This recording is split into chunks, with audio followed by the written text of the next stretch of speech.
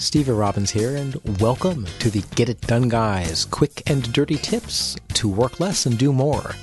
I just love meetings. No, I don't. I'm lying. I hate meetings. So many meetings seem to be a complete waste of time. Now, there are lots of reasons, and today we'll address one of the biggies. Why would you call a meeting in the first place other than being a masochist? Meetings are the Swiss Army knife of business. Have a problem? Call a meeting. Surely that will fix things. Dream on. There are only 4 reasons to call a meeting.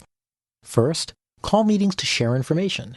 This is a common use of meetings and a bad one. A dozen people get to interrupt their workflow to sit around and listen to irrelevant presentations, vainly hoping they'll walk away with a single useful insight. My friend Caroline spends 2 hours a week in status meetings that have nothing to do with her. It's utterly wasted time. If you have information to share, first figure out who actually needs to know. And if you don't know, ask people. Say, I need to let you all know the status of the zombie world domination project. Who wants to be notified? Then form an email list for the discussion. And there's no need to include everyone. For teams, use an electronic bulletin board or collaboration tool. You can post regular important information, and team members can catch up when they have time.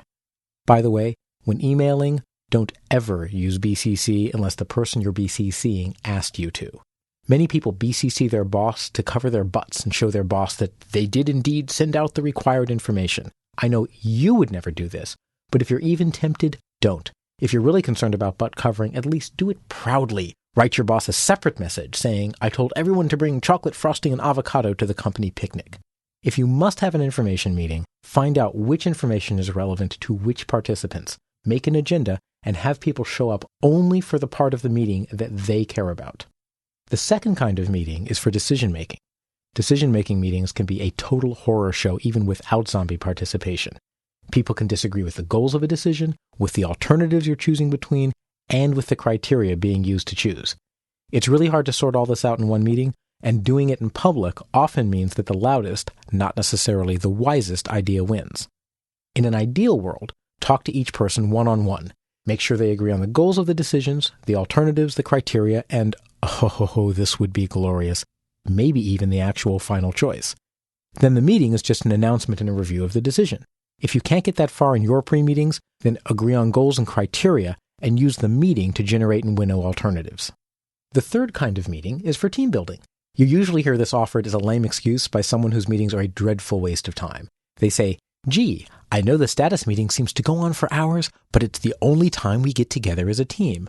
Well then, spare us. You don't build teams through shared boredom. It doesn't work that way. Those weekly, why are we all sitting here anyway meetings do nothing for your team except give them a common enemy to unite against. If you want people to like each other, do fun things together. Remember teenagerhood? Have a group lunch, go out to a movie, stop work at 4 p.m. on Fridays and have a beer bash. But don't pretend to be team building in meetings not built for that purpose. And oh yes, make sure you team build doing things everyone wants to do. Don't assume that everyone loves the outdoors or is a football fan or plays golf or knits. A shared weekly lunch might be the way to go. And please don't make me walk blindfolded across a rope bridge and call it teamwork. I just might lose my lunch and I would hate to hurl on my beloved teammates. And heck, the final kind of meeting done right can also build teamwork. And that's brainstorming. Brainstorming meetings are fun. You call a brainstorming meeting when you want a whole bunch of people to come up with ideas. The ground rules are that all ideas get written down with no criticism, questions, or discussion. Once you have a slew of ideas, then you shift to prioritizing, sifting, and choosing which ideas to use. Let's recap. Before you call a meeting, know why you're calling it.